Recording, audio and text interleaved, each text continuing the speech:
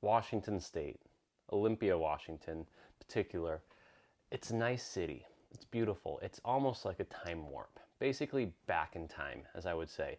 From the city downtown to some of the restaurants and bars, you can literally step back in time. And the city's preserved that. The people there, a lot of them from Evergreen College or locals from Washington, they preserved the time warp, as I would call it. And it was funny because I used to love to go to the county builder's assessor's office. It was like almost it was a 1960s building. And you go there and it was like back in the time warp of old high school, kind of that smell, the building, everything. Now they just moved last year to this new trendy updated building, which lost all its character and feeling and love and everything like that. And it's very sterile. And I think Olympia was still holding on to some of that time warp, and they still are with certain key areas, but they're starting to lose it as we grow bigger. Now, Olympia, for example, is only approximately 55,000 people population, combined with Lacey, which is right next to it, around 50,000. And then Tumwater, I think it's around 25,000. So total, I think it came to about 135,000 people. Now, if you're not used to Washington State, it rains all the time. It's raining. Now, in the summer, we have the best summers I've ever seen. I've traveled the world, and I've gone different places. Tennis pro in the Middle East in Dubai, which is amazing. Down in the Bahamas, tennis pro. Lived in Maui for a little bit. All over the country, Colorado. Traveled, my wife and our kids. We have two of them. We did a road trip with the RV during COVID, and we went to most of the national parks from Washington State all the way to Maine, down to Florida and around. I will say we have one of the nicest summers. 70 to 80 degrees, a little hotter now with global warming, if you believe it or not, but it's hotter.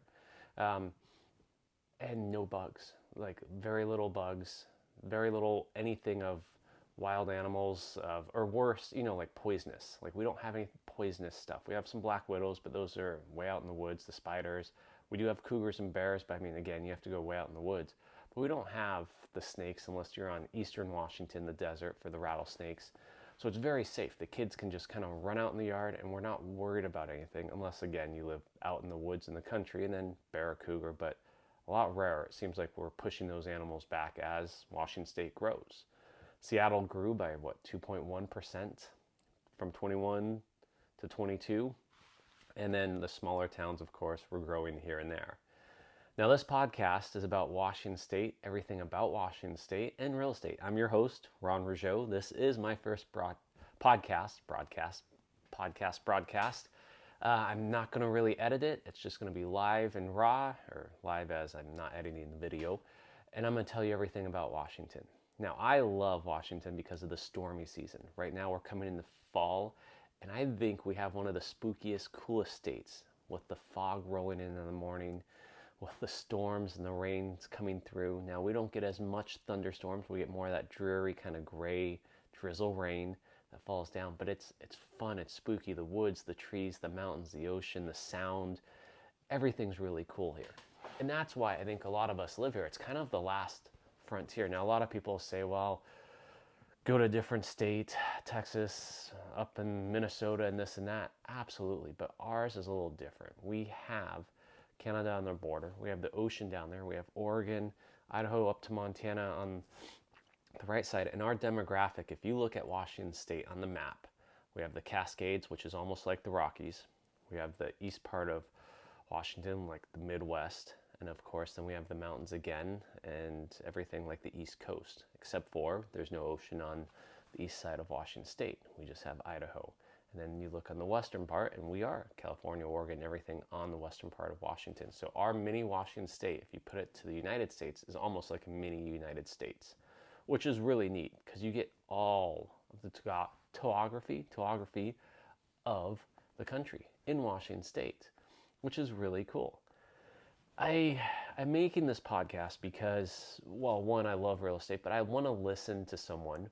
So I'm making it of describing a different location. So when I'm listening to podcasts, I want to hear about how cool the weather is. And right now the weather's changing. It's that crisp, chill morning that's coming in. And then we still have the sun that's warming us up. And you have to take the hoodie off and you're in a shirt.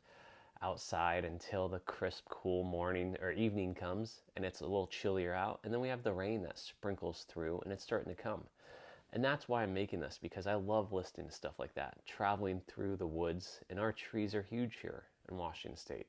And go up to Canada, I feel like they're double the size. And of course, it's just a jump and a skip. You can take the ferry from Port Angeles, which is about 2 hours north, 2.5 hours north of Olympia, Washington, straight across the strait over to Vancouver Island and go up there. And those trees are huge up there. And I love it. And the smell of the salt water, you can see some orcas sometimes crossing the strait, orca whales, sea lions, and all that fun stuff going across. And then you have the whole exploratory of Vancouver Island, which is definitely untamed and amazing. They make, those National Geographic videos on Vancouver Island of the wolves roaming there and the bears and all that stuff. It was really cool to see. We like Tofino. So if you're going to Vancouver Island, you want a fun trip, go to Tofino. Cool surfing there. You would have never known Vancouver Island, Tofino has surfing, and it has the current from Japan has a Japanese current that hits Tofino, and the water is actually warmer up there. You still need a wetsuit, and I think I was in the 6 mil, but the waves were crashing. They have Chesterman's Beach, which is this huge beach that just runs around. The sand's amazing, the trees there in the wilderness, the woods. You have these amazing high-end homes all along the beach. I remember looking back in the day, and you could get homes for about 1.5 million, 2 million Canadian, which is a steal. Waterfront Canadian price, remember, take 20%, 25%, or what is it, down to 15% now off the price with American dollar. But those were phenomenal back in the day. I think they're a lot more now. But it's crazy because you can go crabbing around the Sound, small little town, high-end boutique restaurants, and just wilderness surfing. You can go out and explore all these little islands. If you want in a boat, you'd surf out there. You don't see anybody other than just all the people living there or the tourists. And it was gorgeous. God's country up there. So if you want a trip, go to Tofino, BC, Vancouver Island. You can fly in there or drive. If you drive, it's amazing drive. Just the enchanted forest, the big woods. There's all these little stops along. I see Instagram videos of this clear blue, bright blue river that people stop halfway through and show off like it's a magical forest. And that's on Vancouver Island there. So with that being said, and it was funny because I was surfing up there one year. We go up there for American Thanksgiving because no one's booked. Well, there is people that book up the holidays up there. Sorry, 1 second here. Seltzer water.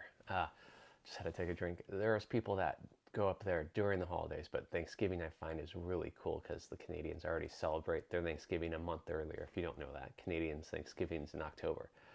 But in November, the weather's changed and it's storm watching up there. So you'll watch these storms roll in. Not like Olympia where we're more gray and kind of dreary. We have the rain that comes and it's just always gray and dreary. Fun fact, we're competed with Ohio where to put the military base during World War II, where the fog would cover enough of it so the bombers couldn't see where to bomb. Of course, we won. We have JBLM and Air Force Base here. Now, I don't know if that fact's 100% true, but that's what I heard is between us and the city in Ohio, that was the foggiest cities in the country year-round to protect us during World War II. Back to Tofino. Tofino, the storm watching is just insane. You have these major waves crashing along the ocean. You have the rain, the downpouring, and we used to love to go out there and just play in the sand. The storm's coming in, I'm surfing with the rain pelting, sideways wind, the waves are crashing, and you have dozens upon dozens of people out there surfing. Enough space because the beach is so huge. And I mean, take a look, Chesterman Beach. Look at the Google map, Tofino Beach. Look up there and you'll see how big this beach is and how gorgeous. And my wife and I, of course, got married at Wickaninnish Hotel up there on Chesterman Beach in Tofino, and it has this restaurant right on the rocks, and the waves crash and they can crash up against the restaurant windows. Gorgeous. A little expensive, definitely expensive, but worth it if you're thinking of going up there. That's gorgeous country. So with Olympia, you can go up to the storm watching, up to Vancouver Island, stay at the Fairmont, what is it called, the Empress Hotel, where you can do the tea and stuff like that.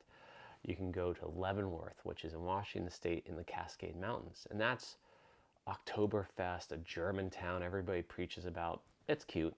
I do like it. It has that one main strip of the German town touristy, has good German food, schnitzel. Go to the schnitzel restaurant in the bottom. It has like these barrel tables, like a handful of them, and then regular tables throughout. So you can kind of sit like in this big barrel table, which I like. And I get the, what is it, the Guinness and mushroom schnitzel, which I love.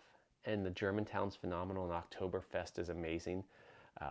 Does it compare to Germany? No, but it's still really cool because you can go up there in the mountains. They get snow during the winter, and so it's very magical. Christmas, they do the lights. It's hit and miss with snow, though. I find some seasons get snows because it's over the pass on the other side of the mountain, so it's more of that dry snow eastern side.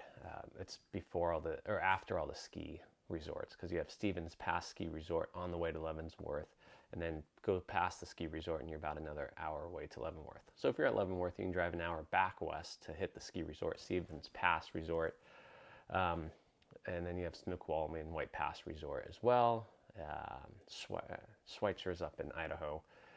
So with the ski resorts, it's amazing. You have the mountains, you have Leavenworth, and then you have the Sound and the ocean in Olympia here. So our Sound down in Olympia, you know, there's crabbing, there's fishing, shrimping, which is amazing. I like the Hood Canal better for the shrimping. Crabbing was shut down for 5 years, I think, because we just over crabbed the Sound.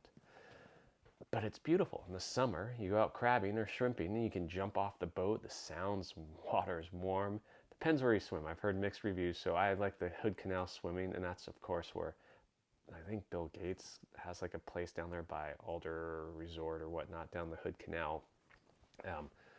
The water's clean and fresh. If you're in the Sound in Seattle, I've heard mixed reviews because of all the shipping boats and everything that comes through. And the water, of course, pushes from Seattle down to Olympia, where it's like it can't go anywhere. So it's a little more disgusting, I think, with the water. So stay in the Hood Canal if you're swimming in the water in the Sound, and it's gorgeous.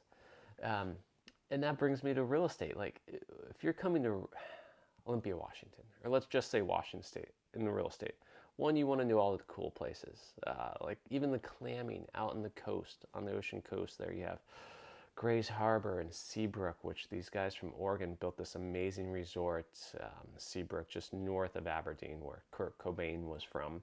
And Aberdeen, to be honest, these are all my opinions, just saying that because I am a licensed real estate broker. Aberdeen was, it's, a lot of people call it a dump. Let's just be honest. You go on there and some of my agents made a video of Aberdeen and they had like 60,000 comments of how dumpy Aberdeen was. And I remember I was selling homes 10 years ago for $20,000, $40,000. Kid you not, in Aberdeen.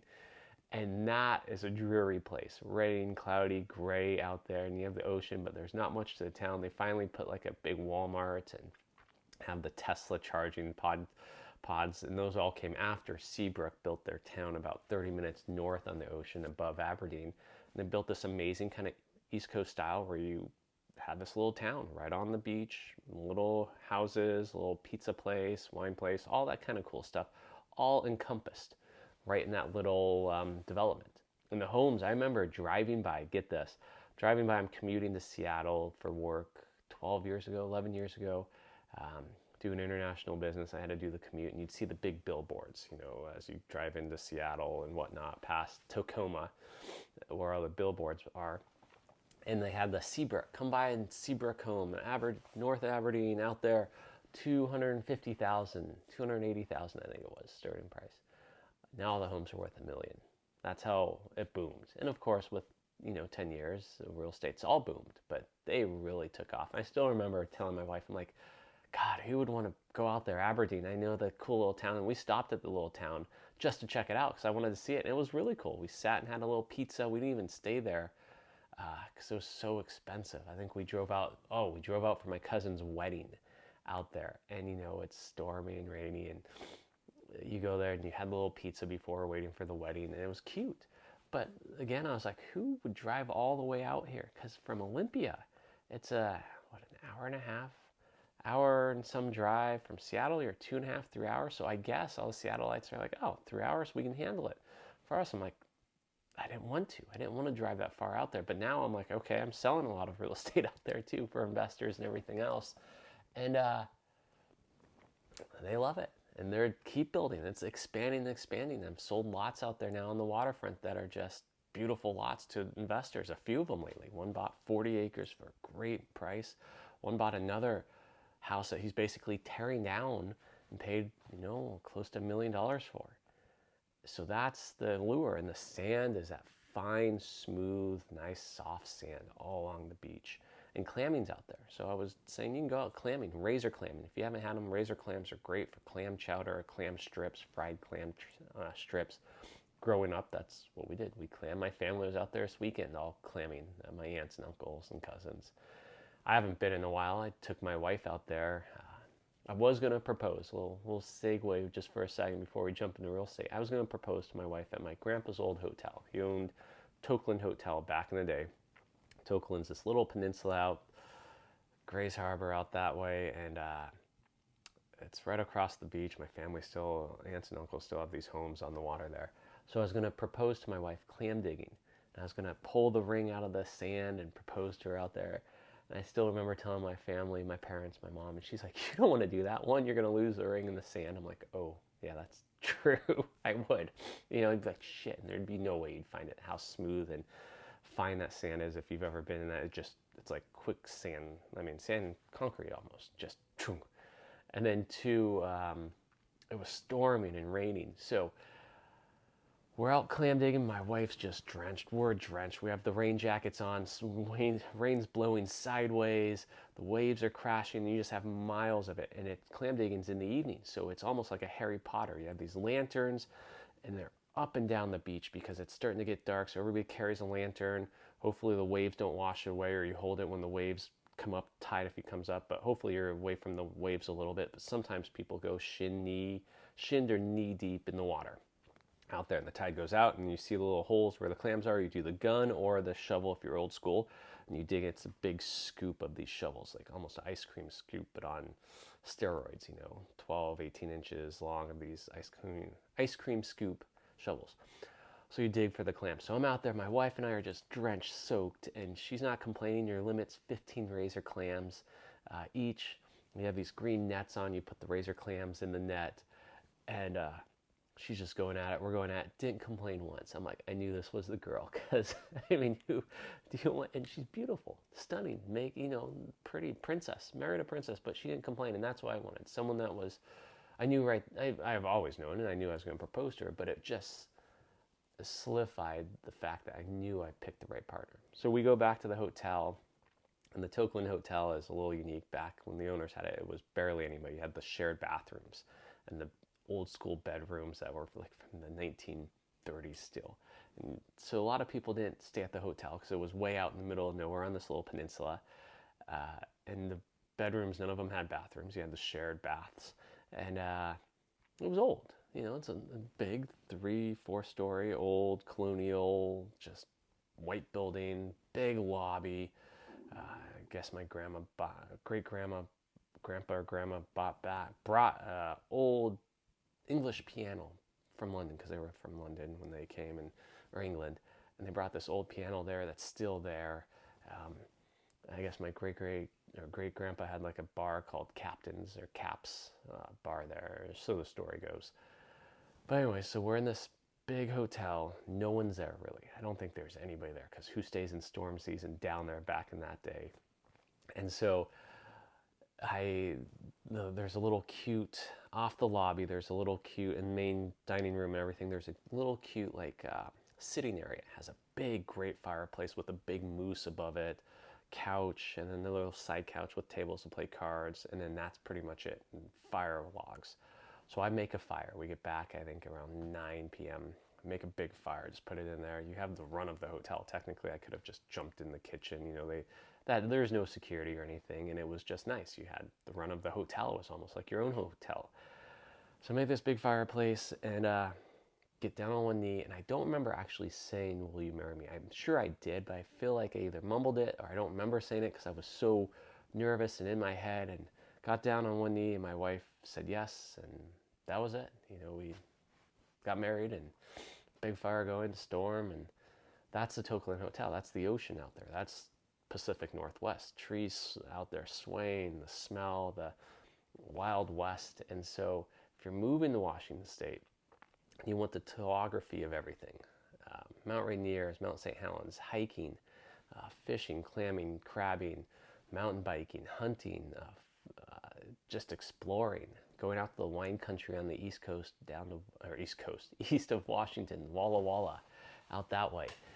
You can have all the experiences, and you can travel everywhere. You go up to Vancouver, British Columbia for a big city experience, along with Seattle, which is a big experience, Seattle as well. But I think as real estate brokers, we need to let people know where they're moving and be honest about it. Like, hey, this is the reality of where you're going to live. And it brings me to my real estate point. We'll start hitting points as I describe Washington State, and I'll be doing different towns and everything like that. That's it for the introductions. I hate when people go on and on, but you have to be honest. So there's, these listing agents that are boosting this home and saying this is like the new Seattle luxury and you can work from home remotely. And it's $5-6 million plus. I went back and did a search. Olympia alone, and this town's 30 minutes from Olympia, out in the country, population 10,000 people. There hasn't been a home sold in the last 5 years over $5 million. No, I think the highest was $4 million. This one's at this one's $6 million that they have listed. And they're saying this is a new luxury. There is no home like that, except for about 45 minutes away north to Seattle and Gig Harbor, that even hits that price point. So they're preaching this is the new Seattle, new luxury. Anybody that says that is completely lying. Now I get you have to promote your listing and all this and that, and that's great. And now the people that have the money, if you want to burn money and throw that, you'll be the highest priced home within, I don't know how many miles of an hour drive of anywhere around there, except for like going towards Alderbrook where Bill Gates is at on the Hood Canal. But this is in, remember, Olympia, the ocean, or the sound from Seattle, all this stuff trickles down to this. And so it's like, yeah, that's where this one's at, down in the bottom here.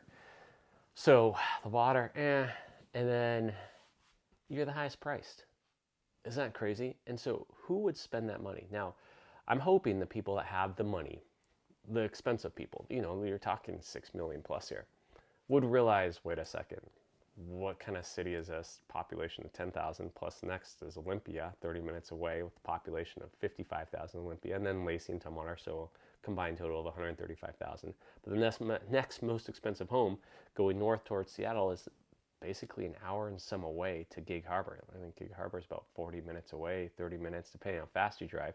So you're an hour plus from the next most expensive home that direction in the last 5 years that's sold. Blows my mind. I don't know how you could say this is amazing. Now, it even comes with small land. I think it was like 5 acres. Are you kidding me? 6 million. At least you want Bruce, Batman, Wayne, where you have 100 acres, no one around you, you can't see. And let's be honest, this home, again, being the most expensive within this area, all the other homes around it are, I wouldn't say lower end, but extremely lower end. I mean, probably 600,000 to $1 million, the most, and then some waterfronts, maybe $1 million, $1.5 million, and you're selling a $6 million home, calling it the new Seattle. That's what frustrates me as a real estate broker, because we should tell people that are moving here the legit of, well, yeah, but to be honest, that person, location's everything, and they really missed the mark on that location. Holy cow. Sorry. But let's be honest. And for them to try to get that out, and money is insane, in my opinion. Now, this is all my opinion. This isn't legal. This is just me describing and telling you how it is, at least in Washington State. So if you're not smart enough to figure it out, of course, most people, and the reason it hasn't sold is they see the map, they see where it's at, they drive through, and they're like, oh my gosh, oh my gosh, oh my gosh. Yeah, no thank you. This isn't Seattle. Go to Seattle. If you want to spend 5-6 million, go live up there. There's amazing places, plus 6 million up in Seattle, and they're phenomenal. And the city population in Seattle is 700,000 plus. We're bigger than Denver and Boston. Just in Seattle, in the greater areas, 4 million, outskirts of all of Seattle combined, kind of thing, from the counties. That's huge. And you go down to a population of 10,000, and then you're an hour and some away from the next most expensive home, and the water's not good, and you're telling people this is the next Seattle and luxury and work remote. First of all, if you have 5 to 6 million, are you really working remote? Or do you need to even work? And if you are working remote, Guarantee you, you're not going to live out in the middle of Hicktown. Sorry, that's what it is. Didn't name the town, but it's Hicktown, in the middle of nowhere. It used to be a lumber town. I think it still is a lumber town. I think the mill shut down and then it opened up. Any local will tell you what's wrong with that city. And legally, again, we have to just say these are our opinions. Now, is the town gorgeous? Yeah, it's a cute little town. I get a great burger from a little local diner, and the other diner that you can get cool local breakfasts, and everybody's wearing camo. Not everybody, most, or flannel or whatnot. There's Walmart. What else is there?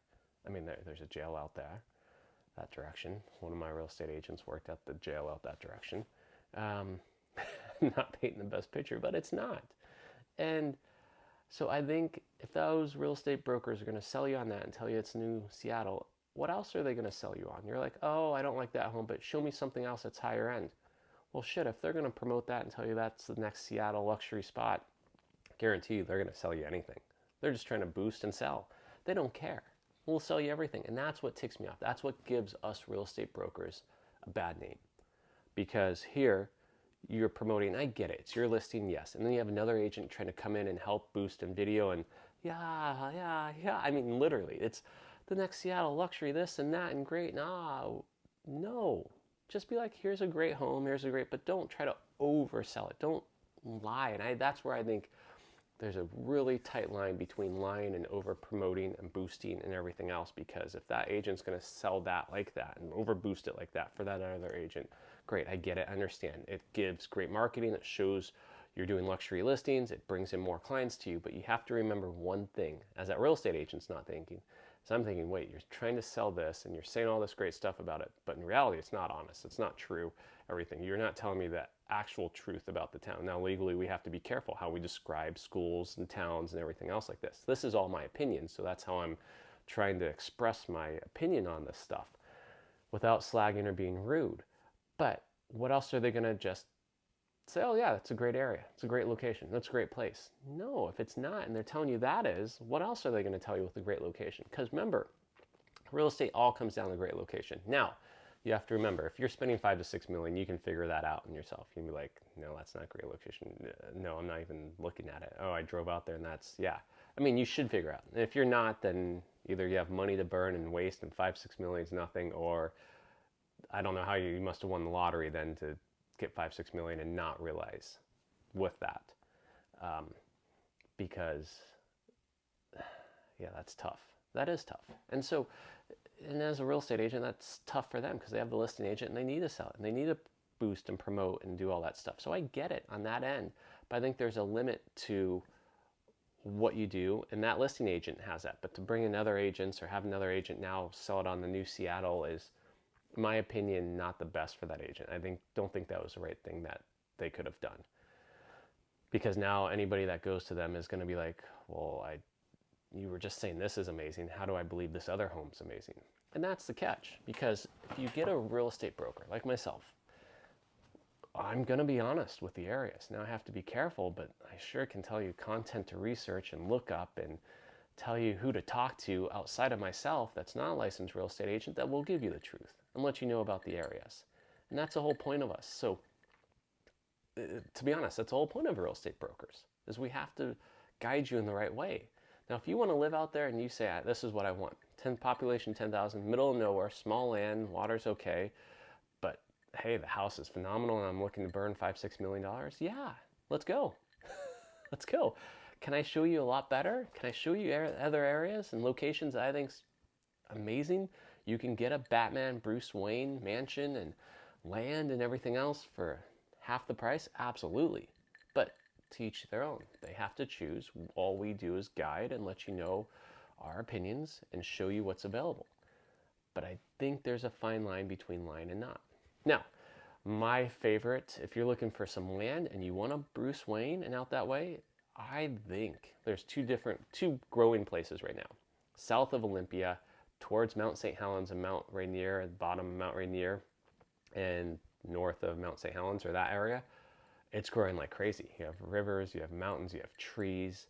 Now again, you're further from town, but this is more of that countryside that's not dug in, because you gotta remember, when you're up in the Sound that direction, going north, It's definitely wetter, and it's more kind of spooky. It's like trees and moss and dark and dense, and the sounds there and the storms, and it's fun.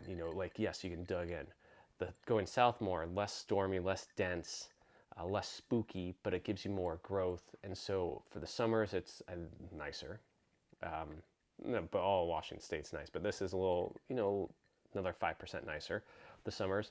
And then two, in the winters, not as dark, not as dense, not as creepy. And so I think it keeps the less, now there's all creepy people everywhere, but I think it keeps less of that clientele of creepiness, if that makes sense, if you know what I'm trying to say in my opinion way.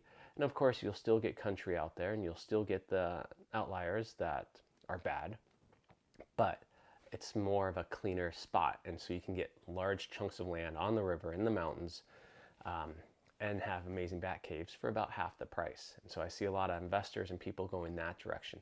Then north, of course, in Seattle and Snoqualmie, up Lake Stevens area, even Bellevue, and then you go towards the mountains, you go east along the Cascades with the big cities, so you're only 30 minutes, 25 minutes, 45 minutes from Seattle, and you can drive down the mountain to all the locations. Phenomenal, beautiful, because now you're up in the Cascades, in the mountains, you're getting some rain, snow, storms, and you're spending half to up to the 5-6 million or more, but you're getting a whole different world. This is more of that Colorado Rockies style, Cascade Rockies up that way, snow, rain, and then it's gorgeous. I love it. You go up to Snoqualmie Pass, not that far from Seattle, so look it up, and you have ski resorts. Okay, like, I'm a snowboarder, so you can know the different ski resorts, but they have like this cool little restaurant down below, bar, really neat. So we always stop if we're crossing over the pass there. Kid friendly, food's great, beers are great. They have the outdoor tent areas with the picnic tables, and then you have the ski resort there. And then you have amazing resorts and homes just 15, 30 minutes away, depending on where you're going around there. And so that's what I like if I'm going to spend the money. So if you're wanting extreme country, let me show you, and we'll go south, east, down by Mount St. Helens, Mount Rainier. If you are wanting waterfront, then yes, you can go up towards Seattle. Now, if you're wanting waterfront in the Sound and you're wanting remote woods, it's harder to find. So you have to go towards Gig Harbor would be my choice, and up around Gig Harbor, Bremerton. Or if you're wanting the Hood Canal, go further up north, and we can find property on the Hood Canal that's up that direction. Now, there's even one cool one that I found that was the old resort, sold for $2 million. This was in 2020, so this was a weird year. Sold for $2 million. It was like almost this old resort. It had like Hemingway went there. I think they had who else was it? Frank Sinatra, or some of the famous people all went to this kind of resort. It had this dock that went way out in the Sound. Now you gotta remember, it's really hard. You can't build docks anymore in the Sound. This had like a 200-foot. You can land a float plane or a big boat out on it, and the house had like the old bridge gatehouse. So you drive under this home that had basically the arch bridge gate, but basically living above it. I forget what they're called. Sorry, I should know with the real estate. And it was very 1970s, and that classic bar with the stools and the old radio and the speakers and the old pool table and the old living rooms, and just, that 1970s chic hasn't been changed. Everything was clean and classic for $2 million, and that was on the east side of the Hood Canal up north. Beautiful, gorgeous. That's where I'd spend the money, and that was $2 million. Now there's some homes up there for $1.5 to $2.5 million right now. Gorgeous ocean front, or sound front. Sorry, it's called the Sound, not the ocean's out in the Pacific Ocean, but this is a Sound, and that's up in the Hood Canal. And I could show you homes up there, and third of the price for the 5 acres to get the remote. And then you have nice little towns up there as well. I would say 100 times cleaner in a nice way in every aspect. And again, this is just my opinion. So if you're looking for a real estate agent that's actually going to navigate and show you Washington State, loves weather and storms, loves spooky facts, my name's Ron Rougeaux. Everybody calls me Captain Ron, and I will show you Washington State. I will show you where to invest without taking advantage, without just selling you something, and we'll go explore together. And I've looked at it all. I've done investments myself personally, and I have helped many investors. A lot of homes sold, hundreds of homes I've sold, hundreds of buyers I've helped, all over Washington State. as well. Up to Bellingham, beautiful country. Bellingham's unique because you have Vancouver right north of it, college town, definitely granola. Like it. You can find some classic stuff, and then from there you can go over to Winthrop, which is on the east side of the Cascades, cowboy town, and it's gorgeous up there. You have what's it, Devil's Lake or Devil's Crater up that way, going across the pass. Some good hiking. I just looked up. I need to go another hike up there. And Bellingham's gorgeous. You're on basically the sound between you is a straight all the way to Vancouver Island. You have the San Juans out that direction west of Bellingham as well, and so you get different pockets of cities and locations that you can live with or live in, and you need to know Washington State is like United States. You got to pick your area and location and what you're looking for. But I will never oversell. I'll never lie and say this is the best of the best. Now, if that's what you want, come on, game on. I'll go sell you that home. But I'll be honest and tell you it's not Seattle luxury unless you're wanting to work remotely, and I think I'd have guilty conscience telling you to spend $6 million or $5 million on something that's worth whatever else it's not, because we can go somewhere else. Storms are rolling in. We'll have some sprinkled showers today, a little gray, and then next 5 days it's supposed to be sunny and hot, which is going to be amazing. So I can't wait. I got some framing to do on the shed, finish the roof, and get back to real estate. All right, Captain Ron out. You guys have a good day. Thank you for listening to my first podcast. If you have any questions, comments, please leave them down. If you have any advice, let me know. All right, talk to you guys later.